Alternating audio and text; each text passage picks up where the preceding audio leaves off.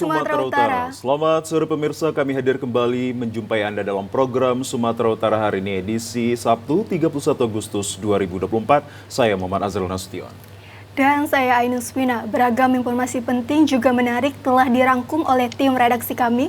Berikut Sumatera Utara hari ini selengkapnya.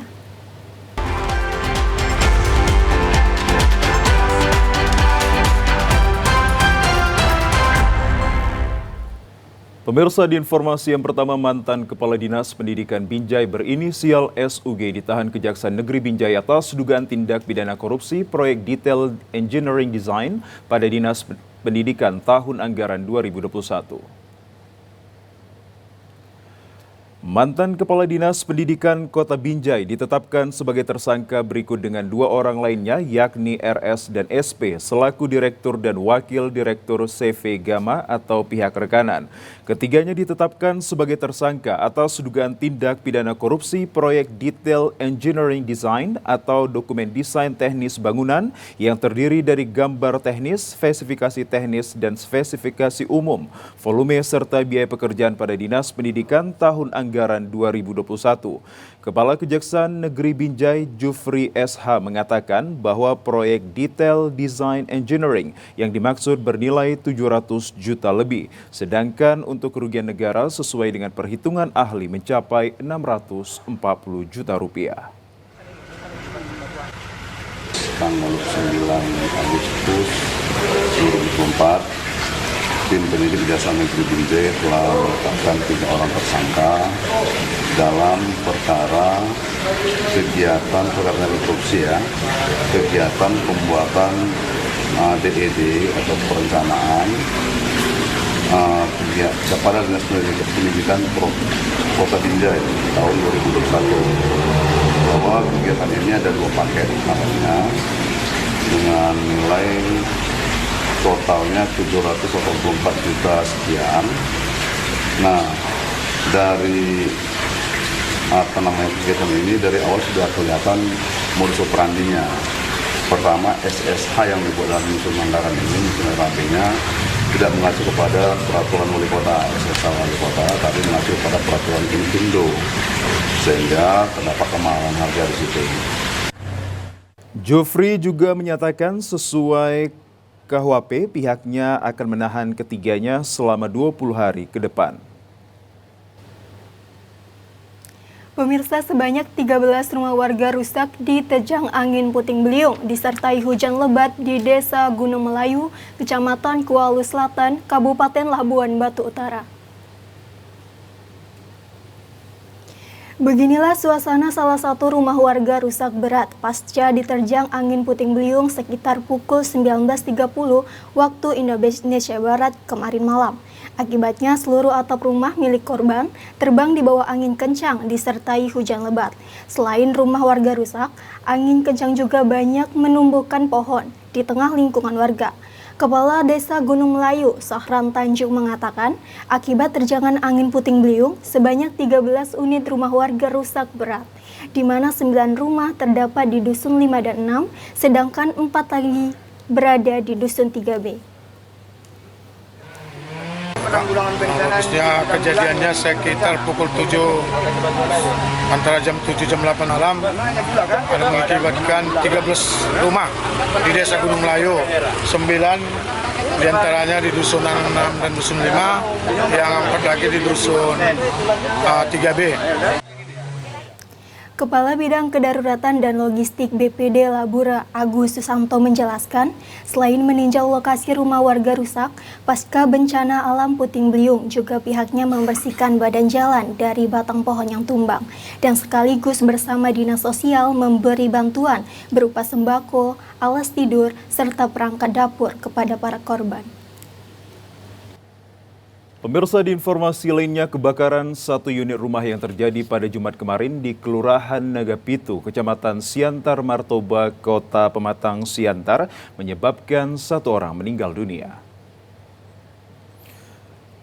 Korban merupakan anak dari pemilik rumah yang ditemukan meninggal dunia di dalam kamar mandi setelah api berhasil dipadamkan oleh petugas pemadam kebakaran dan warga. Salah seorang warga sekitar, Yudi, mengatakan peristiwa kebakaran ini terjadi sekitar pukul 5 pagi, di mana saat peristiwa kebakaran terjadi, warga sekitar tengah melaksanakan ibadah sholat subuh di masjid yang tak jauh dari rumah yang terbakar. Warga pun terkejut mendengarkan suara ledakan dan melihat kobaran api yang telah membakar habis rumah korban. Api berhasil dipadamkan setelah sebanyak 3 unit mobil pemadam kebakaran milik pemerintah Kota Pematang Siantar dan 1 unit milik swasta diturunkan ke lokasi kebakaran. Jam 5-an bang. Jam 5 ya? Aku bangun udah besar bang di belakang. Ya, ngelapor setelah tahu besar aku bang. Yang baru bangun ya cari nomornya di Instagram lah bang. Terus nomornya belum tahu ya bang. Karena masih mungkin ya karena dia ini merokok atau sama bapak sama adik-adiknya bang. Sakit bang, stroke dia. Stroke. Hampir 50 lah. 50 ya.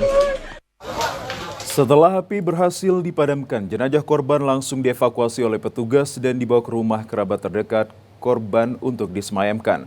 Sementara pihak kepolisian Polres Pematang Siantar masih melakukan penyelidikan untuk mengetahui penyebab kebakaran yang menimbulkan korban jiwa. Pemirsa, kita beralih ke berita selanjutnya. Satuan Reserse Narkotika Polres Batubara berhasil menggagalkan peredaran narkotika jenis daun ganja seberat 21 kg asal Aceh dan 1 kg sabu-sabu. Kapolres Batubara AKBP Taufik Hidayat Tayyib dalam pers rilis menjelaskan barang bukti 21 kg daun ganja kering dan 1 kg sabu ini merupakan hasil pengungkapan 2 kasus yang berbeda. Untuk daun ganja disita dari tersangka IW, warga Banda Aceh, saat melintas di Jalan Lintas Sumatera, Desa Siparipare, Kecamatan Air Putih, Batubara. Saat ini dilakukan pemeriksaan, polisi menemukan 21 bungkusan berisi daun ganja di dalam tas koper milik tersangka.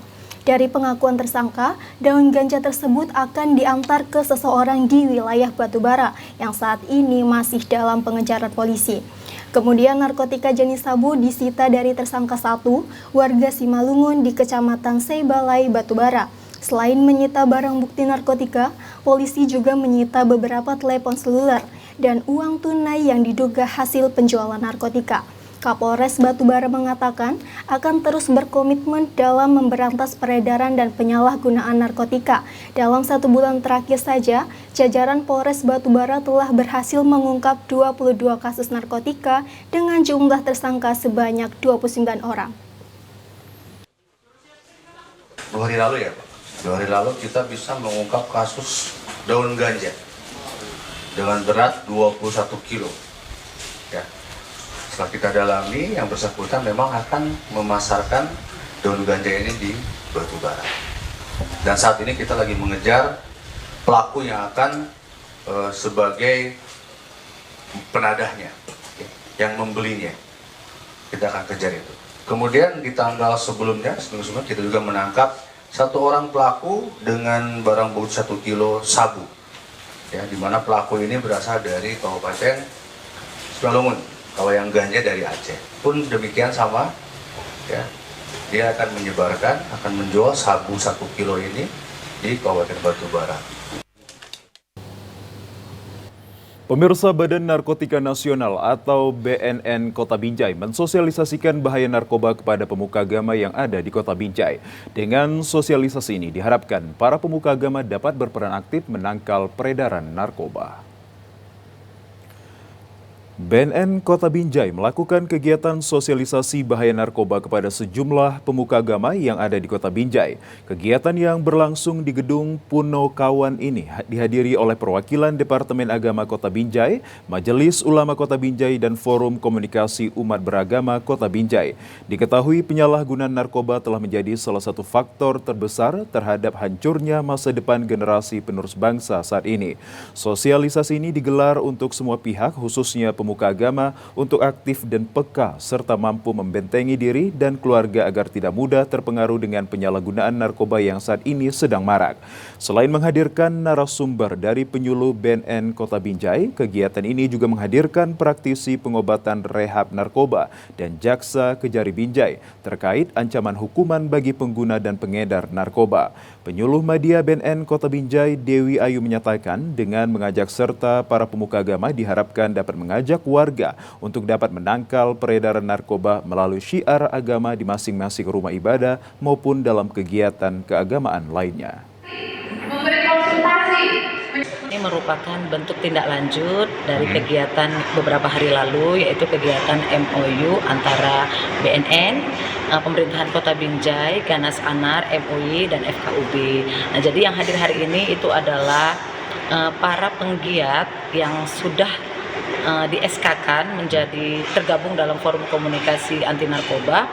Mereka hari ini diberikan bekal terkait pemahaman tentang adiksi narkoba agar bisa bersama dengan BNN untuk menyebarluaskan informasi tentang bahaya narkoba kepada seluruh masyarakat Kota Binjai.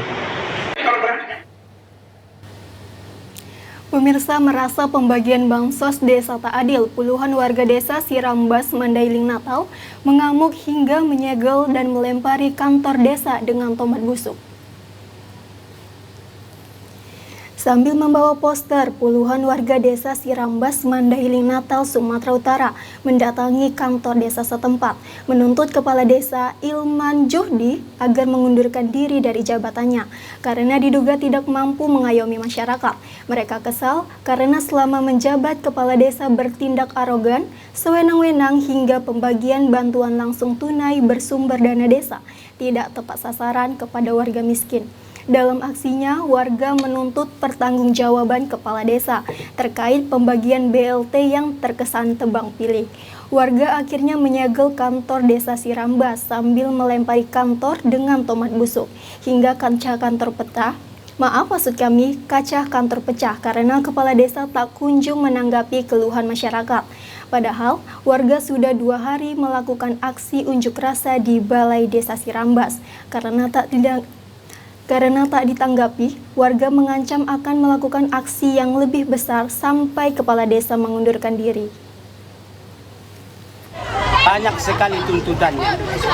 Kepala desanya berpihak-pihak sampai masyarakat desa Sirambas ada yang tidak akur sama saudara, sama adik, sama apa. Semuanya tidak akur. Pembagian BLT, pemecahan BLT, pembagian BLT juga door to door, rumah ke rumah, ketuk pintu, malam-malam. Itu melarang undang-undang. Tidak dibagi di sini. Tidak dibagi di balai desa, tidak. Jadi pilih-pilih orangnya supaya lengser kepala desanya, dicopot kepala desanya. Tidak cocok itu kepala desa. Kepala Desa Pemberdayaan Masyarakat Desa Mandailing Natal, Irsal Priyadi menyampaikan secepatnya memerintahkan pemerintah kecamatan melakukan rapat untuk penyelesaian perselisihan pembagian BLT di Desa Sirambas. Jika ada ditemukan kendala dalam pembagian BLT tersebut, pihaknya akan menyerahkan persoalan ini ke inspektorat.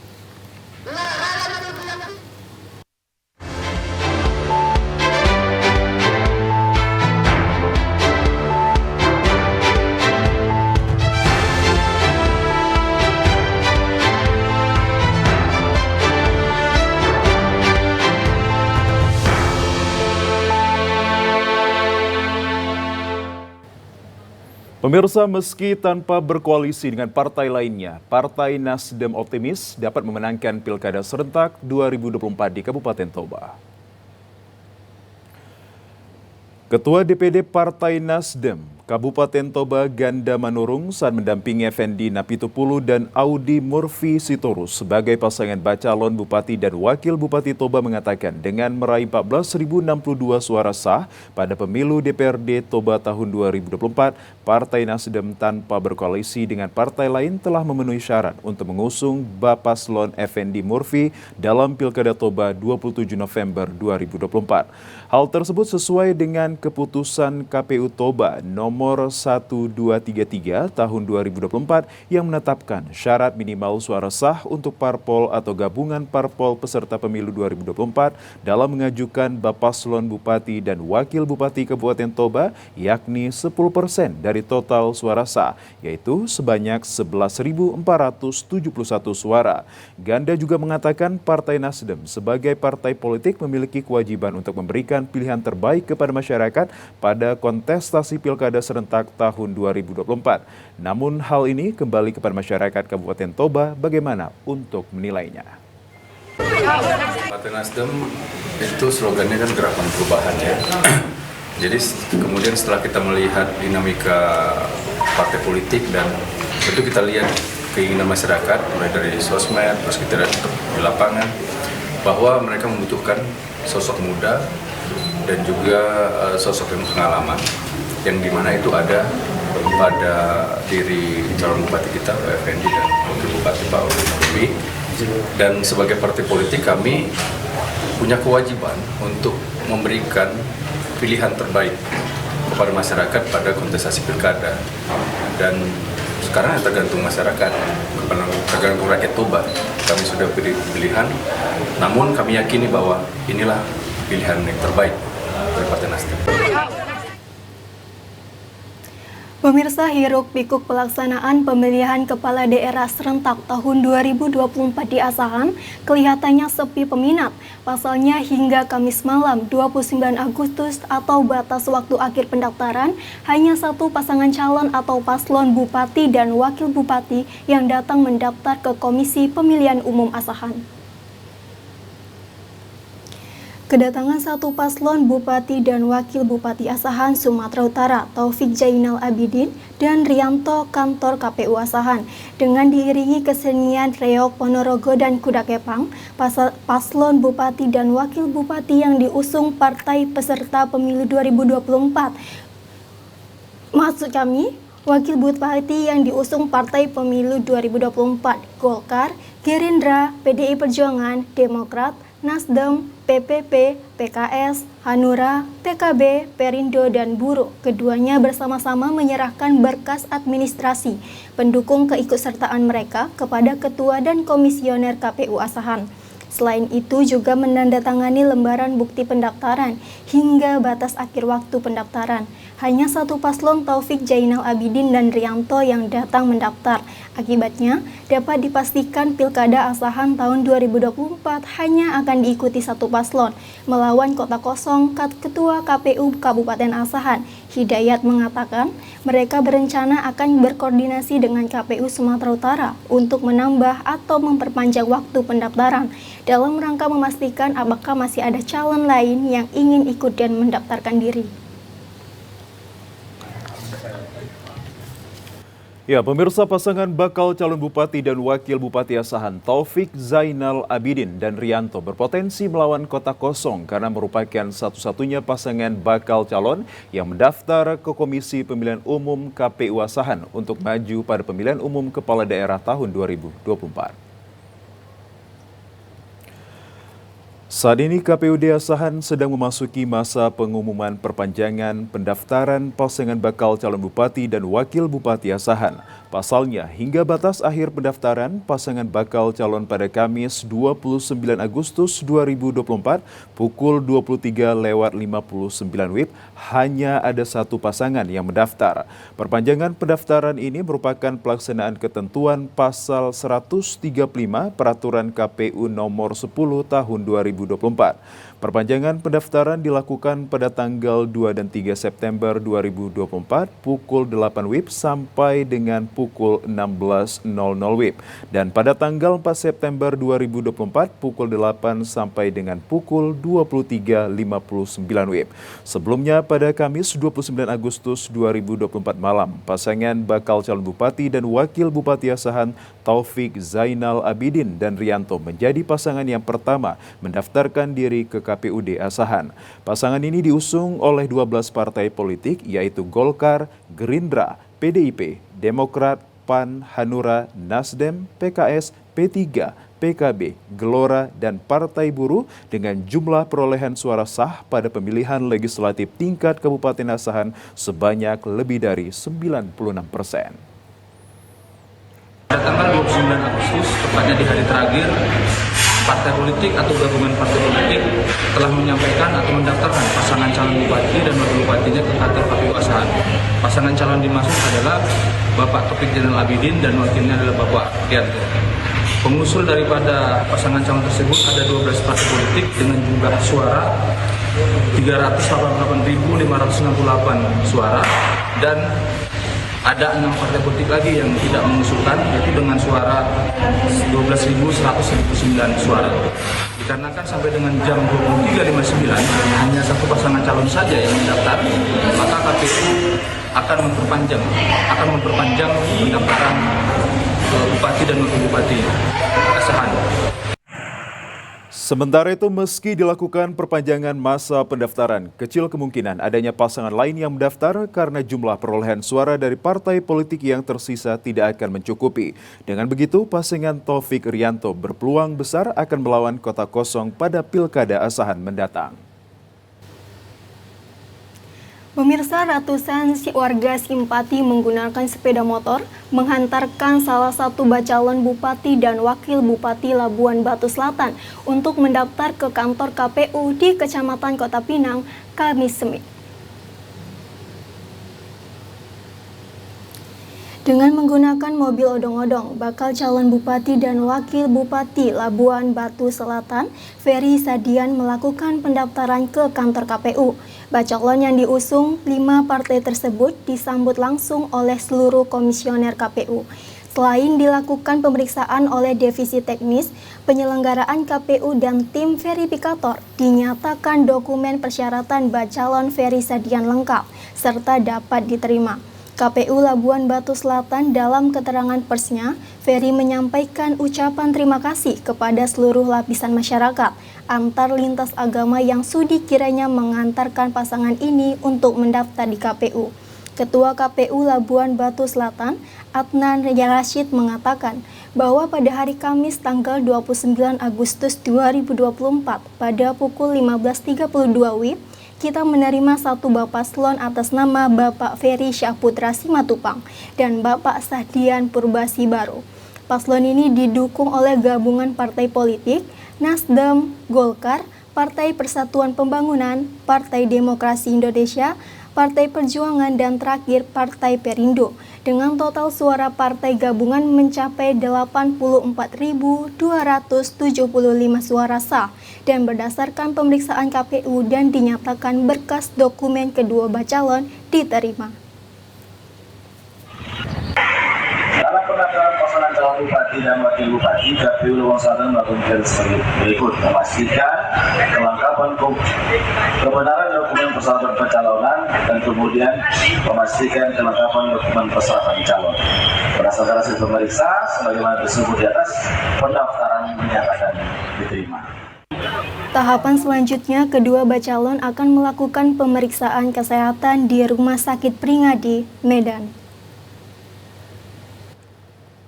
Sementara itu, pemirsa, Komisi Pemilihan Umum Kabupaten Labuhan Batu Utara menggelar sosialisasi perpanjangan pendaftaran bakal calon bupati dan wakil bupati Kabupaten Labuhan Batu Utara tahun 2024 pada salah satu hotel di kota Aikanopan.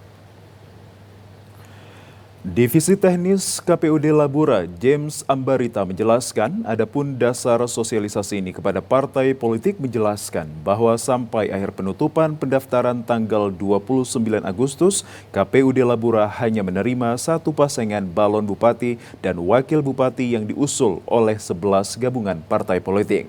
Dan sesuai PKPU RI nomor 10 tahun 2024 terkait pencalonan gubernur dan wakil gubernur, bupati dan wakil bupati serta wali kota dan wakil wali kota yang tertuang pada pasal 135 menerangkan pada masa pendaftaran terdapat hanya satu paslon yang mendaftar, maka KPUD Kabupaten melaksanakan perpanjangan penerimaan pendaftaran mulai tanggal 30 Agustus hingga 1 September 2024. Dalam perpanjangan ini memberi kesempatan kepada partai politik dapat mengusulkan pasangan balon bupati dan wakil bupati sebagai peserta kontestasi pada Pilkada tahun 2024 mendatang. KPU Kabupaten Lampung Utara melaksanakan sosialisasi perpanjangan penerimaan pendaftaran bakal pasangan calon bupati dan wakil bupati. Ya, perpanjangan ini kami lakukan, itu dasar hukumnya adalah PKPU nomor 10 tahun 2024 tentang pencalonan gubernur, wakil gubernur, bupati, wakil bupati, serta wali kota dan wakil wali kota. Itu tertuang di pasal 135, di mana disampaikan dalam PKPU tersebut bahwa jika pada masa pendaftaran hanya terdapat satu bakal pasangan calon yang mendaftar, maka KPU Kabupaten itu melaksanakan perpanjangan penerimaan pendaftaran.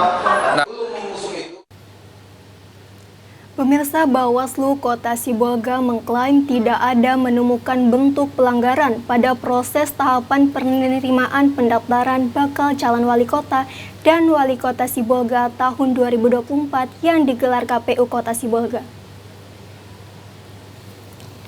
Koordinator Pengawasan dan Penyelesaian Sengketa Pemilu Bawaslu Kota Sibolga, Sio Bangun Sinaga menjelaskan, sebelum pelaksanaan penerimaan pendaftaran bakal calon dimulai, pihak KPU telah melakukan koordinasi dengan Bawaslu tentang bagaimana mekanisme proses pendaftaran dan hasil dari pengawasan melekat selama 3 hari pada pelaksanaan tahapan penerimaan pendaftaran, mulai dari penyerahan berkas bacalon, bahkan hingga pada penelitian berkas. Dengan menggunakan sistem informasi pencalonan kepala daerah, Bawaslu sama sekali tidak menemukan pelanggaran.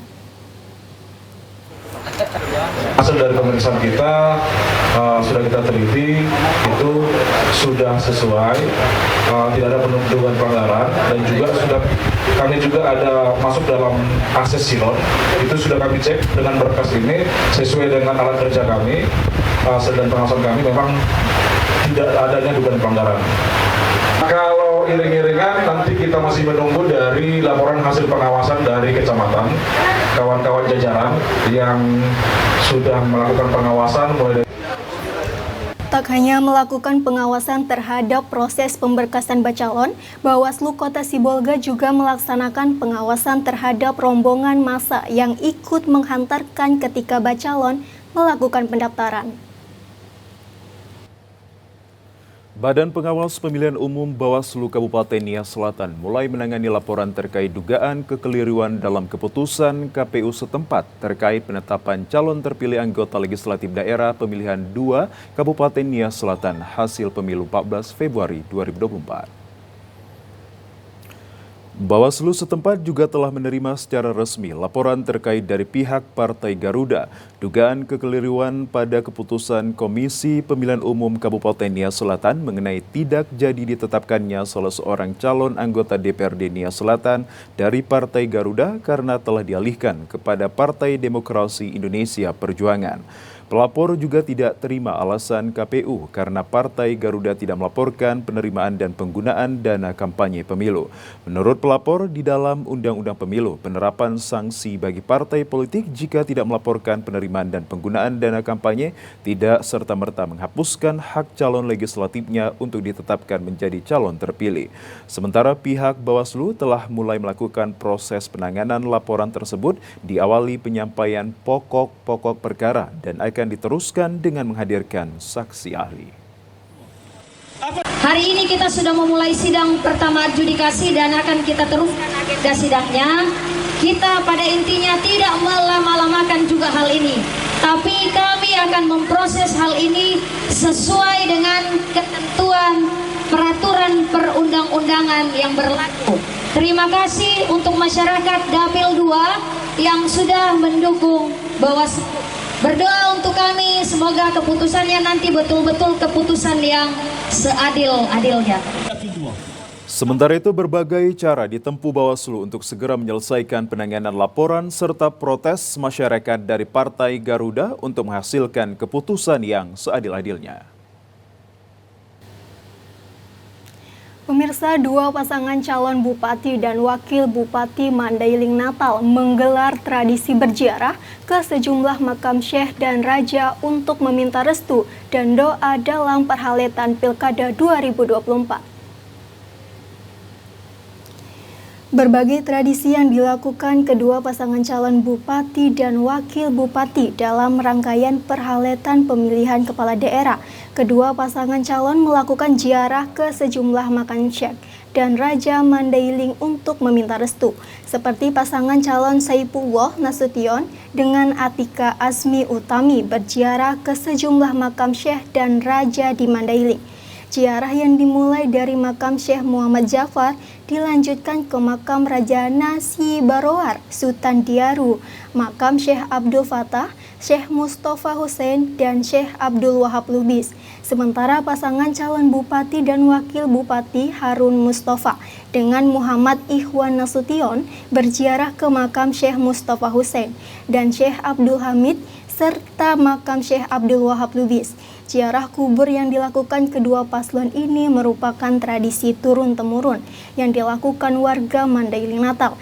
Ziarah kubur ini dilakukan kedua paslon untuk meminta restu dan doa dari para ulama atau orang suci pada sama mereka, di mana diketahui para ulama dan raja ini memiliki riwayat yang membesarkan Mandailing Natal dan membawa agama Islam di daerah ini.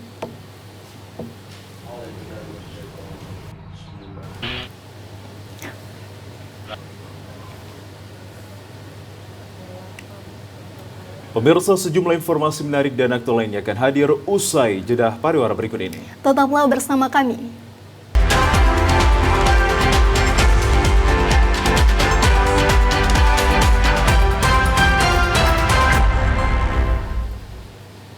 Pemirsa, terima kasih Anda masih bersama kami. Pejabat Gubernur Sumatera Utara Agus Fatoni memotivasi awak media Panitia Besar PON ke-21 tahun 2024 Aceh Sumatera Utara.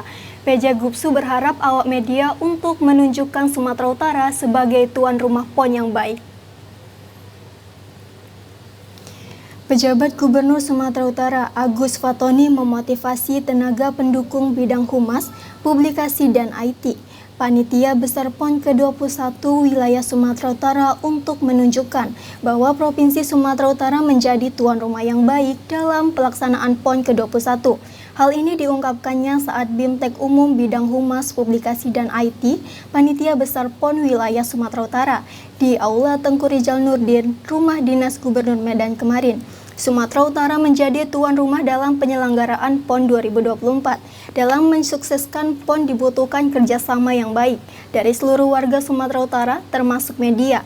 Dengan publikasi media yang baik, maka marwah Sumatera Utara dapat ditunjukkan pada nasional bahkan dunia. Sumatera Utara merupakan provinsi yang memiliki potensi yang sangat tinggi mulai dari jumlah penduduk, kekayaan alam, hingga letak geografisnya. Potensi tersebut juga dapat dikenalkan pada para tamu yang datang ke Sumatera Utara.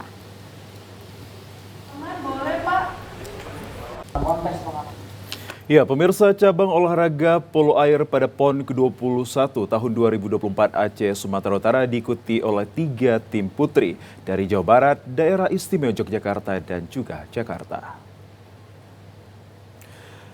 Pertandingan cabang olahraga polo air PON ke-21 tahun 2024 Aceh Sumatera Utara resmi dibuka di kolam renang Selayang Dispora Sumatera Utara, Jalan Dr. Mansur Medan, Jumat sore. Cabang olahraga polo air pada PON ke-21 tahun 2024 Aceh Sumatera Utara diikuti 3 tim putri. 3 tim putri adalah Jawa Barat, Daerah Istimewa Yogyakarta, dan juga Jakarta. Pada pertandingan pertama, tim putri Jawa Barat akan bertemu melawan tim putri Daerah Istimewa Yogyakarta. Selanjutnya pada pertandingan hari kedua dijadwalkan tim putri Daerah Istimewa Yogyakarta bertanding melawan tim putri Jakarta. Pada pertandingan hari ketiga dijadwalkan cabang olahraga polo air ini, tim putri Jakarta bertanding melawan tim putri Jawa Barat. Diketahui Sumatera Utara menerjunkan atlet sebanyak 1.152 orang yang terdiri dari 453 atlet bertanding di Aceh dan 669 atlet bertanding di Sumatera Utara yang mengikuti 58 cabang olahraga. Tim polo air putri Jawa Barat unggul saat bertanding melawan tim polo air putri Daerah Istimewa Yogyakarta dalam perhelatan PON ke-21 tahun 2024 Aceh Sumatera Utara. Tim putri Jawa Barat mendapat skor 22. Laga perdana cabang olahraga akuatik polo air putri pada pertandingan PON ke-21 Aceh Sumatera Utara menjadi langkah awal bagi tim polo air putri Jawa Barat untuk bisa memperebutkan medali emas setelah unggul dari tim polo air putri Daerah Istimewa Yogyakarta dengan skor 22-5 yang berlangsung di kolam renang Selayang di Spora, Sumatera Utara, Jalan Dr. Mansur, Medan, Jumat sore. Di pertandingan kuarter awal dan kuarter kedua, tim polo air putri Jawa Barat mendominasi jalannya pertandingan dengan skor 5-0 dan 11-0 tanpa kebobolan. Tim polo air putri Jawa Barat terus menyerang dan memacu timnya dengan menambah 4 poin, sementara tim polo air Daerah Istimewa Yogyakarta hanya mampu membobol 3 poin. Pertandingan di kuarter ketiga ini masih dipimpin jauh tim polo air putri Jawa Barat dengan skor 15-3. Sementara pada kuarter keempat, kedua tim tampak saling merebut jalannya pertandingan. Namun tim polo air putri Daerah Istimewa Yogyakarta harus mengakui keunggulan tim polo air putri Jawa Barat. Hasil akhir dimenangkan tim polo air Jawa Barat dengan total skor 22-3. Pemirsa, atlet pelajar Kabupaten Karo meraih prestasi pada Pekan Olahraga Pelajar dan Kejurda Atletik Sumatera Utara. Untuk itu perlu motivasi dan dukungan dari pemerintah Kabupaten Karo serta stakeholder terkait.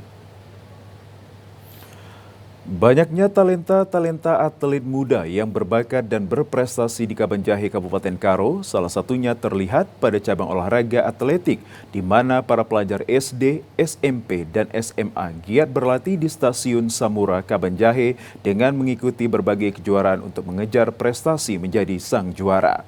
Walau secara mandiri dan kurangnya perhatian pemerintah Kabupaten Karo, para atlet ini tetap konsisten terus berlatih dan bertanding. Pelatih dan di perangin-angin yang juga seorang atlet cabang olahraga lari membimbing dan memberikan dorongan agar tetap semangat dalam menghadapi tantangan.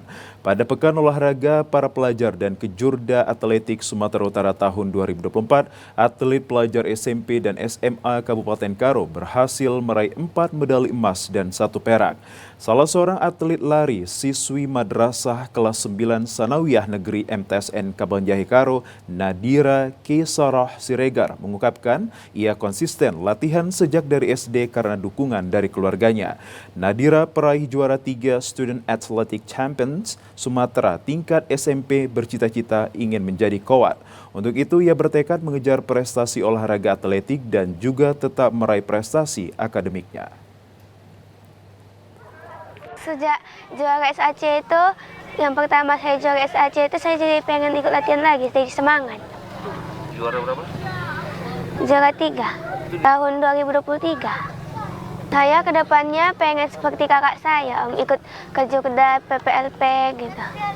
Mau melanjut sampai internasional. Atlet yang lain kayaknya sulit kalau bagi saya. Sulitnya kayak latihannya itu terlalu keras gitu. Di sini pun keras, tapi saya lebih enak yang di sini saya rasa. Latihannya nanti bisa banyak lari, fisik, ada temponya gitu. Pagi nanti udah bangun kita jogging-jogging baru sekolah. Sementara itu, peran serta bersama pemerintah daerah dan stakeholder terkait sangat dibutuhkan para atlet pelajar dalam berlatih dan meraih prestasi untuk mengharumkan nama daerah dan Indonesia di kancah nasional maupun internasional. Pemirsa, guna meningkatkan prestasi para siswa khususnya yang berada di desa terpencil, pemerintah Kabupaten Langkat memberikan motivasi dan apresiasi kepada puluhan siswa yang berada di Kecamatan Sawit Seberang, Kabupaten Langkat. Seperti halnya yang dilakukan para siswa SD dan SMP Madrasah Al-Jamilah yang berada di Desa Alur Gadung, Kecamatan Sawit Seberang, yang melakukan pengibaran bendera merah putih pada HUT RI kemarin. Meski berada di desa terpencil dan terpelosok, ratusan siswa beserta masyarakat sekitar tetap mengikuti hikmatnya pelaksanaan upacara pengibaran Sang Merah Putih setiap tahunnya. Di desa ini kerap melaksanakan pengibaran bendera dengan swadaya masyarakat sekitar dengan harapan menumbuhkan kecintaan pada generasi muda terhadap Negara Kesatuan Republik Indonesia. Menyikapi hal tersebut, pemerintah Kabupaten Langkat, yakni pejabat bupati, langsung memanggil para siswa guna memberi semangat dan motivasi agar terus berkarya.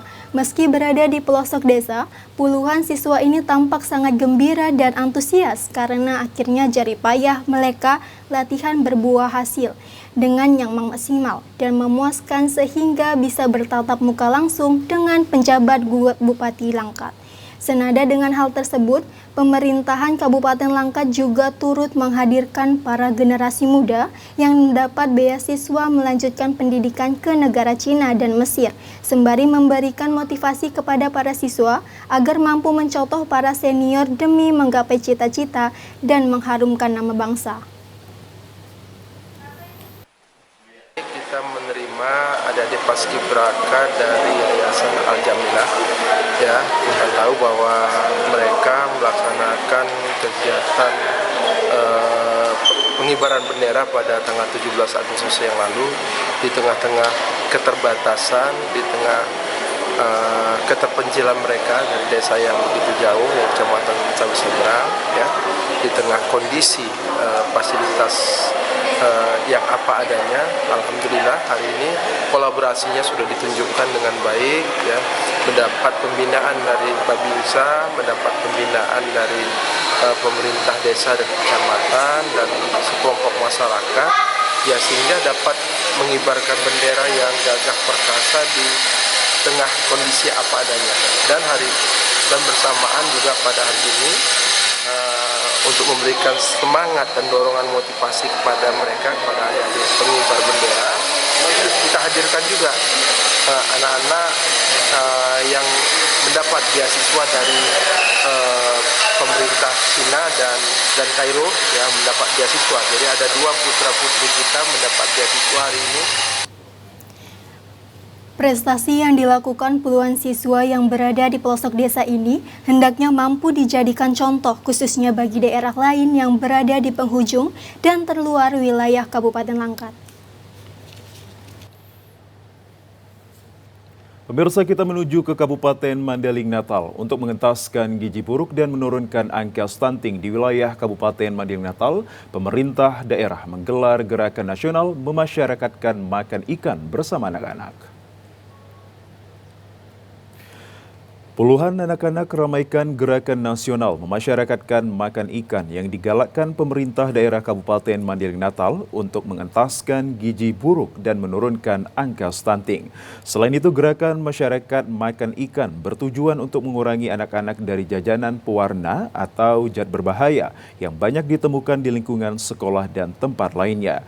Acara gerakan nasional memasyarakatkan makan ikan yang digelar tingkat kabupaten ini terlihat anak-anak yang hadir sangat ceria dan semangat untuk mencicipi makanan sehat yang memiliki protein yang tinggi akan nutrisinya. Gerakan makan ikan ini juga akan digalakkan di tingkat kecamatan dan desa di Mandailing Natal. Kita kalau makan ikan cacingan itu perlu kita hilangkan, bukan hanya kita kesampingkan.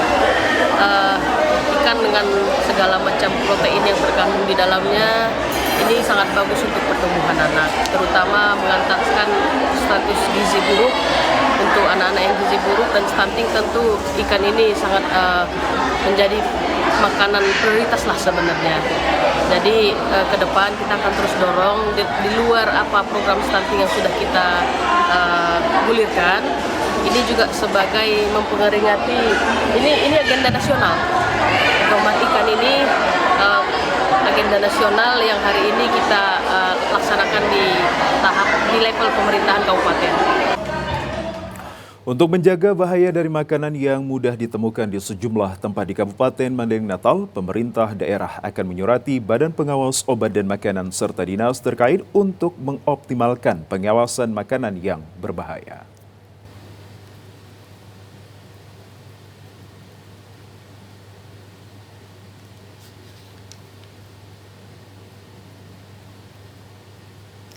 Pemirsa, bunga bangkai tumbuh dan mekar di pekarangan rumah warga di Dusun Suhut, Desa Rintis, Kecamatan Silangkitang, Kabupaten Labuan Batu Selatan. Kemunculan tanaman langka ini menjadi perhatian warga.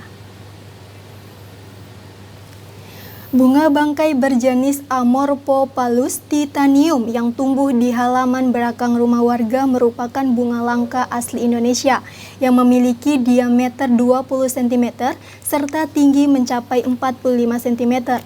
Untuk kelopak bunga bagian bawah berwarna kuning dan bagian atas berwarna kuning bercampur merah. Sedangkan mahkota bunga berwarna merah marun. Bunga ini pertama kali ditemukan di halaman belakang rumah warga dengan posisi masih dalam keadaan kuncup, sehingga dianggap tumbuhan liar. Namun setelah mekar, barulah warga menyadari tumbuhan tersebut merupakan bunga langka. Salah satu warga Dusun Suhut, Sumardianto, menyampaikan bahwa bunga tersebut awalnya masih diketahui warga tumbuh pada pagi hari, tetapi masih kecil. Namun setelah seminggu bunga tersebut mekar sehingga membuat warga heboh sebab bunga ini belum pernah tumbuh sebelumnya. Kami tahunya sekitar pagi-pagi lah, antara sekitar jam-jam 7 ya. Kami kemari udah tumbuh ya, belum kecil, masih kecil ya. Berapa hari baru mekar dong? Ini baru 1 minggu ini. Baru 1 minggu mekar ya? Oh. Jadi dengan tumbuhnya ini bagaimana masyarakat Bang? Ya agak heran juga sih. Agak heboh ya Bang? Heboh. Kalau bunga ini sering tumbuh nggak di sini Bang? Setahu saya belum pernah ada. Belum pernah ya? Baru ini ya Bang? Baru ini aja. Dan saat ini bunga tersebut menjadi tontonan bagi warga yang melintas di lokasi tersebut.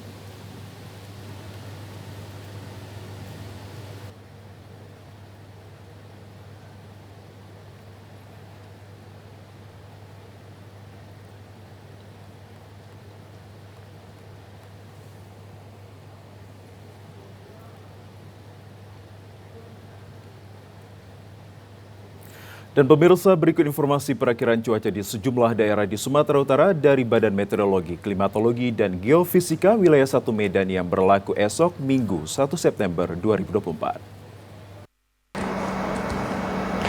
Halo Sobat BMKG, bertemu lagi dengan saya Fauziah, perakirawan cuaca BBMKG wilayah 1 Medan yang akan memberikan informasi perakiraan cuaca dan hotspot Provinsi Sumatera Utara untuk Minggu 1 September 2024. Pada pagi hari diperkirakan cerah berawan dan berpotensi hujan ringan di daerah Humbang Hasundutan, Gunung Sitoli, Sibolga, Mandailing Natal, Nias, Nias Barat, Nias Selatan, Nias Utara, Pak Barat, Samosir, Tapanuli Selatan, Tapanuli Tengah, Tapanuli Utara, dan sekitarnya. Pada siang hingga sore hari diperkirakan berpotensi hujan ringan hingga lebat di sebagian besar wilayah Sumatera Utara. Pada malam hari diperkirakan berpotensi hujan ringan hingga sedang di sebagian besar wilayah Sumatera Utara. Pada dini hari diperkirakan berpotensi hujan ringan hingga lebat di sebagian wilayah Sumatera Utara. Hujan lebat terjadi di wilayah Tapanuli Utara. Suhu udara berkisar antara 14 sampai 33 derajat Celcius dengan kelembapan udara berkisar antara 75 sampai 98%. Arah angin bertiup dari tenggara hingga selatan dengan kecepatan angin 4 sampai 10 km per jam. Terdapat 5 titik panas atau hotspot di wilayah Sumatera Utara pada pantauan tanggal 30 Agustus 2024, yaitu di wilayah Padang Lawas, Tapanuli Tengah, dan Tapanuli Utara. Dihimbau kepada masyarakat agar waspada terhadap potensi hujan lebat di wilayah pesisir timur, lereng timur, pantai barat, lereng barat, dan pegunungan Sumatera Utara yang dapat berpotensi terjadinya banjir, longsor, serta bencana hidrometeorologis lainnya. Demikian informasi yang dapat saya sampaikan, semoga bermanfaat dan terima kasih. Ya, pemirsa, informasi dari BMKG tadi sekaligus menutup perjumpaan kita dalam program Sumatera Utara hari ini. Kami ucapkan terima kasih atas kebersamaan dan juga perhatian Anda. Saya Muhammad Azrul Nasution. Dan saya Ainus Supina beserta seluruh kerabat tim yang bekerja mengucapkan terima kasih atas perhatian Anda. TVRI, Media Pemersatu Bangsa. Sampai jumpa.